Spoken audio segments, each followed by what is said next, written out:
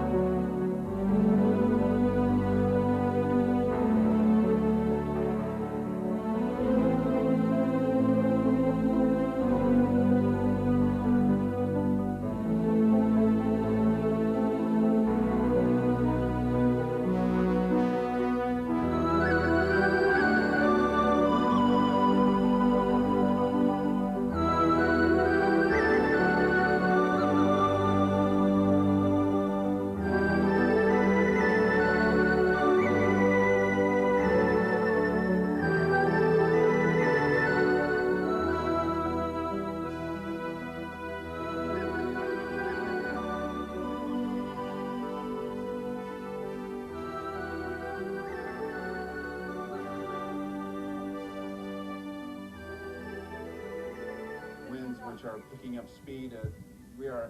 Flames were supposed to reach, these winds were supposed to reach 60 miles, 40 to 60 miles an hour, depending on the firestorm situation within the canyons at about 1 o'clock this afternoon. It is now 10 minutes after that. They picked up overnight. Early this morning at about 2 o'clock in the morning, winds began buffeting Southern California, picked up in intensity throughout the morning, and then at about 10:45, this fire just exploded, burning at least 4 homes at this point. We have, as you heard from Captain Valenzuela, 2 burn victims, 1 unconfirmed injury, and a lot of people trying to move their belongings, and including their animals. And we were on the east side of the fire, Hal. We just got back from refueling at Van Nuys, and we showed you that shot earlier of just the dark plumes of smoke billowing in thousands of feet into the air. We've been asked to go up to at least about 4,000 feet as these tankers finally get here and are dropping retardant upon these flames. Again, we're just circling. We're on the east side now. We're trying to head south so we can show you the shot from the ocean inland. At this point, we still don't have an exact number of homes that have been burned. The fire has continued to travel at incredible speeds across this very tough terrain. Well, it was blowing a little bit harder earlier. Earlier, it was blowing much harder, in fact, so it seems to have calmed slightly in the last 20 minutes or so. But there you see those flames are lapping up against a power line there. That's only a matter of time before. There we go. There's the explosion. That could be a dangerous situation, because when those power lines go, we're gonna move over this way, closer. This firefighter is telling us to clear out of the way because of the power line situation. Yeah, you don't want any live wires down there. Renee, why don't you move to your left this way?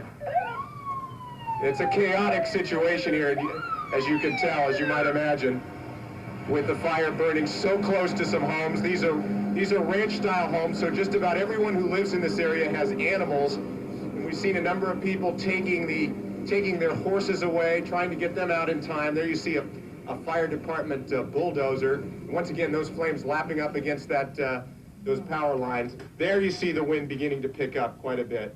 People in the area should be prepared. If they have not evacuated now, they should be prepared to evacuate at a moment's notice. They should have their pets with them and put them in the car. They should not stay behind, because it is a very dangerous situation, and trying to stay behind and fight these fires by hosing down their homes is not necessarily going to help, and in fact could put these homeowners in extreme danger, as we have seen these fires move quickly, and that's how homeowners get burned, and we certainly don't want to see that. We've already seen 2 people so far this morning burned in this fire that started about 10:45 this morning. One of them is in critical condition. They are at the Sherman Oaks Burn Center, so we want to make sure that people heed those warnings about evacuating, because it is certainly very important under these conditions. Today I also declare the state of emergency.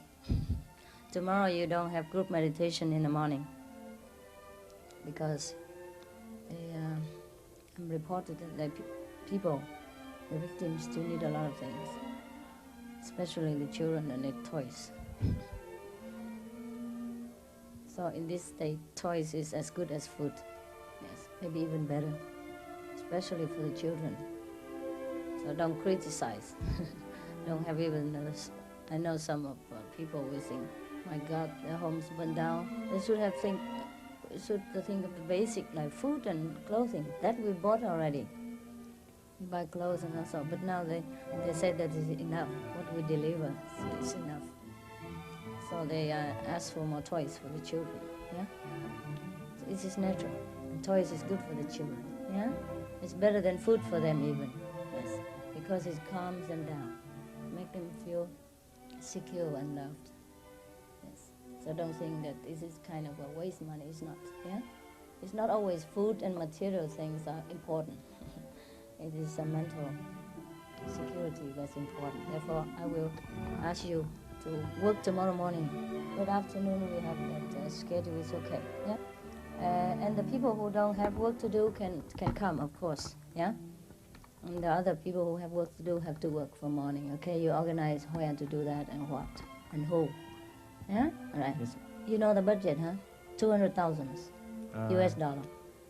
Yes. At least, so you don't worry. Okay. Up to now you got only 70,000, right? We have more. Okay. So actually, if they let us work with them, we would have delivered everything yesterday already to the hand of everybody, right?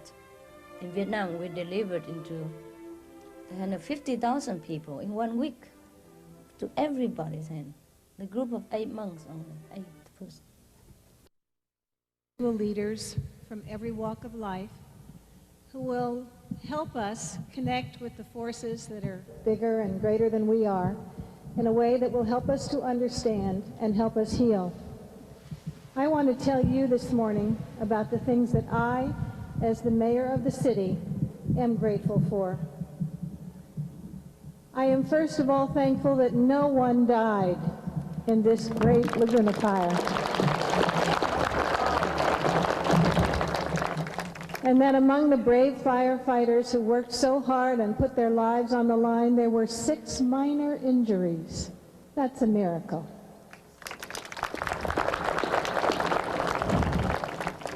I'm thankful that the city, fire, and police people were able to evacuate safely more than 16,000 people from this community. And I am grateful to the residents who worked with courage and who followed direction in such a way that enabled that to happen. I am grateful to the firefighters who came from all over California, as far away as Kern County and Beverly Hills, to defend our homes and community as if they were their own. I am grateful they were able to hold the line at Temple Hills at great risk to themselves. I'm grateful that downtown was spared, contrary to news reports, so that City Hall was able to function, and the downtown is here intact, where we can come and have some sense of community and normalcy. Representing just one little branch of the Christian Protestant Church, I'm amazed, as all of us are, the miracle of unity that has happened here. We know that in any kind of natural disaster, the one that has happened in Laguna Beach, it doesn't single us out by the color of our skin. It doesn't single us out whether we're Republicans or Democrats or Libertarians or whatever. It doesn't single us out. It treats us the same. And it reminds us that we have a God who treats us the same. A God who doesn't see us by who we are and how we look, but a God who accepts us, each one of us, every one of us, accepts us and loves us and helps each one of us work through these kinds of disaster, helps us individually, but more than that, brings us together like this, to realize and to recognize that we are one, that we are all the people of God. I'm thankful to be here with you all. And I start with those words and the spirit of being thankful, and our mayor has mentioned many things to be thankful for. To be here, this particular place, to breathe deeply and feel the space, the ocean, the hills around us, scarred but still magnificent. To be here with you, the people you came with, who you knew were going to be here. To be here with you all, the unexpected people, and to reach out spiritually to those people and embrace them, to be one, and in that way to reach out beyond the few people collected here, this tiny corner of the coast of California, to the Creator who gave us this wonderful place to live, to the one who not only has given us this opportunity but also restores and heals, and to the one who sustains. If it's any help to you, say those words slowly, silently to yourself, or say better words. I'm sure you can think of better ones. I'm thankful to be here with you all. We are here. Choose life. We are not saints. Choose life. We are not sinners. Choose life. We will not suddenly walk on water. Choose life. We will not suddenly be saved. Choose life. This fire does not alter the basic nature of us. Choose life. We will go on being who we are. Choose life. However, Choose life. we are being given an opportunity to learn some things. Choose life. Diversity is not about political correctness. Choose life. It's about the reality of life. Choose life. Laguna Beach is not an avant-garde place for dilettantes and looky-loos. Choose life. It's a place where real people who regard individuality and creativity come to live. Choose life. We're going to rebuild that dream here. Choose life. We're not going to be co-opted by special interests. Choose life. We're not going to be divided by naysayers, criticizers, fault finders, second guessers. Choose life. We're going to listen to the truth that's at the heart of all of us. Choose life. Said by one of our children, Choose life. we're great. Over the past few years, some of us have had some reasons to become concerned about the eroding values of decency and goodwill as we've read the newspapers, as we watched television, and we've seen people behaving in ways that were insensitive and unkind. As we've worked through a severe economic decline in Southern California, some of us have noted a loss of the mellowness that we as an area of the country have been noted for in times past. But as we work together these past several days, in so many ways, in providing food and clothing, and shelter and comfort, in recognizing the valiant efforts of excellence of our firefighters and police and other officials, in so many extending themselves in countless acts of service to others, we can be encouraged and uplifted by the genuine, friendly, heartfelt, unselfish acts of our community. Indeed, for many, our faith in the innate goodness of each other is rekindled and made more bright. We've done much. We have much left to do. But through service, help to each other, and kindness, we can do together what is impossible or difficult for one to do alone. Christian Science teaches that God is love, and as ye would that men should do unto you, do ye unto them. If we aren't living love, we aren't really living. This gathering is just one example of living love in this community. Our church members are praying daily along with all of you for the restoration of Laguna Beach. The Bible states in Joel, "And I will restore unto you the years that the locusts have eaten." We know that this restorative work has already begun and will continue until all is rebuilt better than before. Our members are working along with the rest of the community to solve the problems facing Laguna Beach in an intelligent, harmonious, loving way. Love is the cement that enables the community to stick together. We join with the earth and each other to bring new life to the land, to restore the waters, to refresh the air. We join with the earth and with each other to renew the forests, to care for the plants, to protect the creatures. We join with the earth and with each other to celebrate the seas, to rejoice in the sunlight, to sing the songs of the stars. We join with the earth and with each other to recreate the human community, to promote justice and peace, to remember our children. We join with the earth and with each other.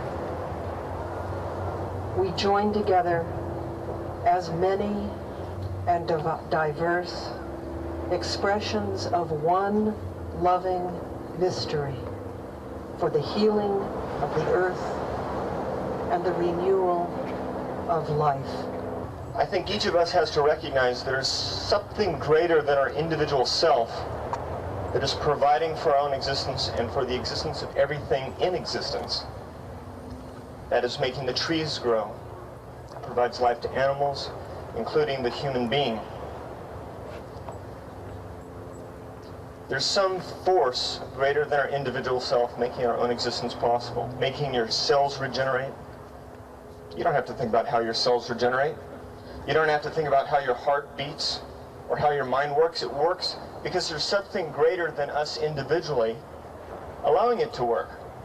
There's something guiding us each day in every way. Our whole life is always being guided, whether you call it spirit or God or consciousness, whatever you want to call it, it's there. And sometimes when there's a catastrophe, if there's some upheaval in our life, such as a fire, we forget that. We get so caught up in what we've got to do and in worrying that a lot of times we get out of balance. We get out of touch with ourselves. And that's the time we really need to get in touch with ourselves the most, and to get in touch with that guiding influence that is already there. As this is such a time, I'd like just to take a minute or two for us to acknowledge that divine presence within us, regardless of what religion or path that you belong to. I'd like us to take a moment and just think about and acknowledge that indwelling spirit. And in a moment of meditation, in a moment of silence, just acknowledge that which is greater in our individual self and ask it to guide us through these troubling times. Love is the glue that binds us together. Love binds our wounds. Love binds us back to our source, which is love. Love leads us to love. We are in truth all one love. Know this now. In this coming together today, let us join in an inner conviction and an outer commitment to better serve our community and the world beyond volunteering time and service by carefully watching our choices. When we feel hate, let us choose love. When we feel fear, let us choose love. When we feel anger, resentment, self-pity, selfishness, sorrow, loss, or limitation, let us choose love. Let us look at these divisive emotions with a greater empathy and higher vision, knowing the choices in our minds affect all of humanity, and let us, in pregnant yet poignant poise, enter the peace and love of the heart of God. Such is forgiveness.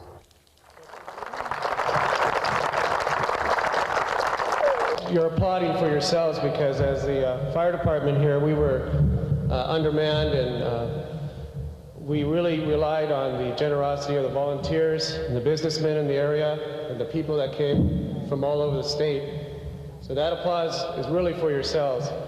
And I'm going to keep this real short.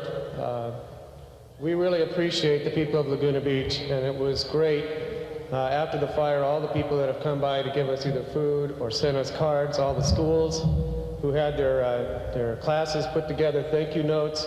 Every one of them was read and received, and they're on display at Station 1. If you guys would like to come by and read what the kids wrote, it's really lifted up our hearts.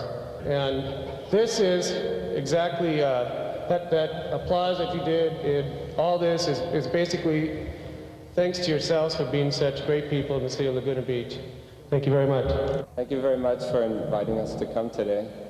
I was just thinking that when we saw these hills all flaming and the flames coming down the hill, that one realization that comes immediately is that everything that we have in this life that we've worked for can be taken away at any moment. And these are kinds of lessons for us. Fortunately, none of us lost our lives. But these are lessons for us to look and see what's really important in life and what is actually lasting.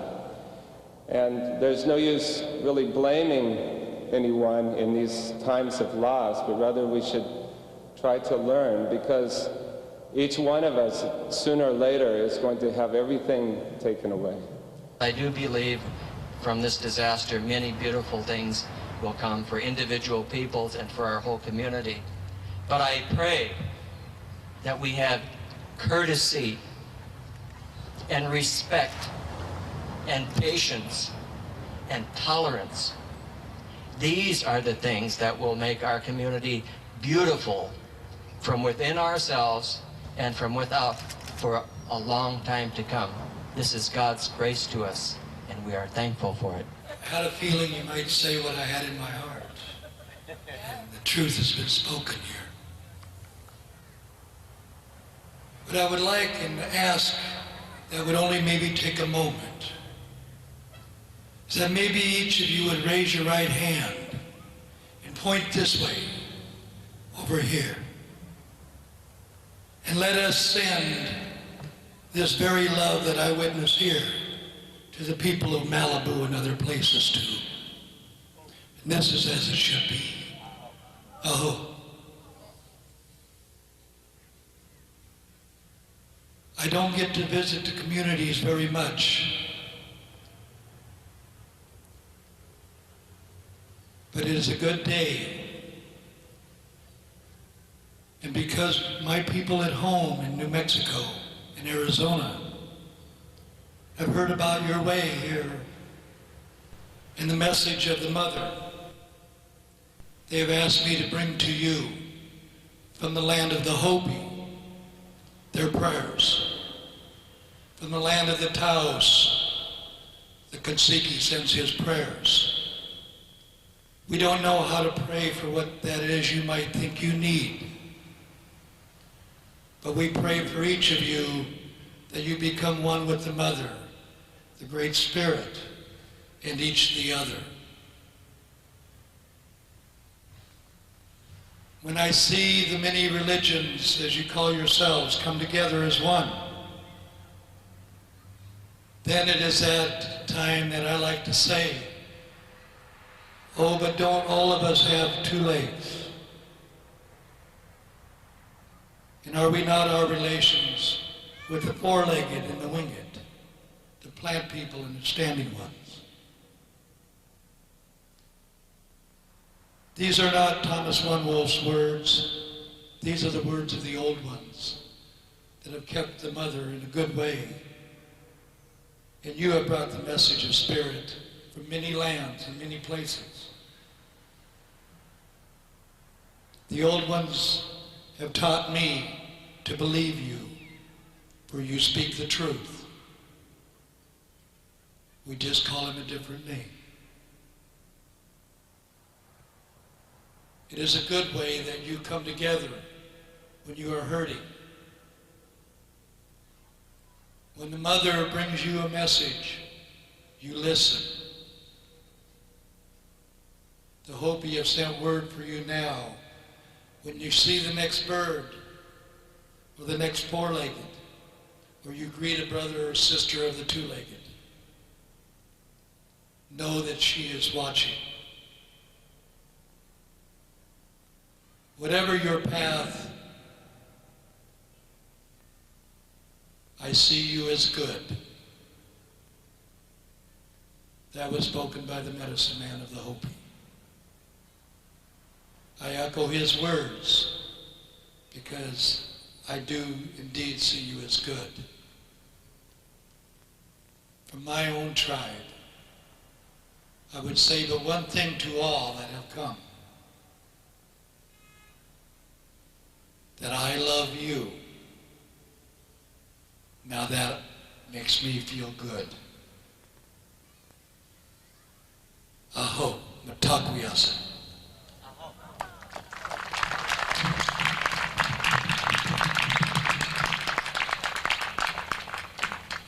Thank you, Thomas. Now I'd like to introduce to you the Supreme Master, Ching-hai.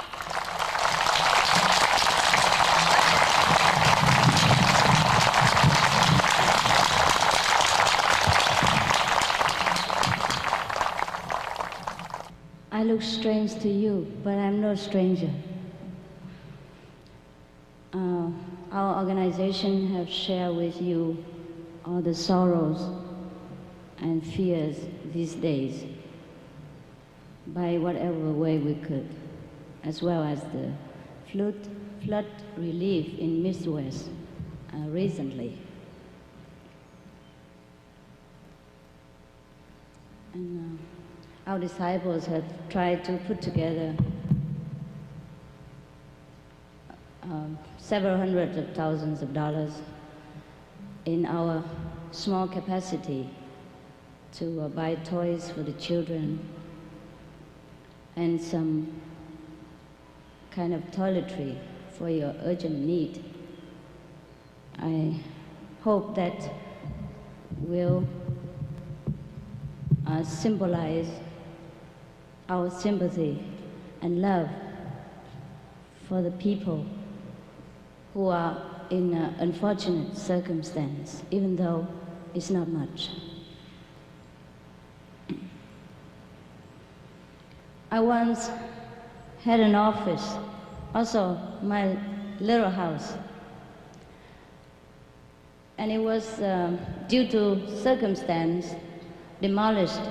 It was only a small wooden house, but it was demolished due to circumstances. And I have ordered to be demolished myself. But even then, I had that only for 2 or 3 years. And I had that order demolished myself for some circumstances. I slept in that house and I worked in that house, and we had some kind of small parties sometimes in that house, or tea time in that house.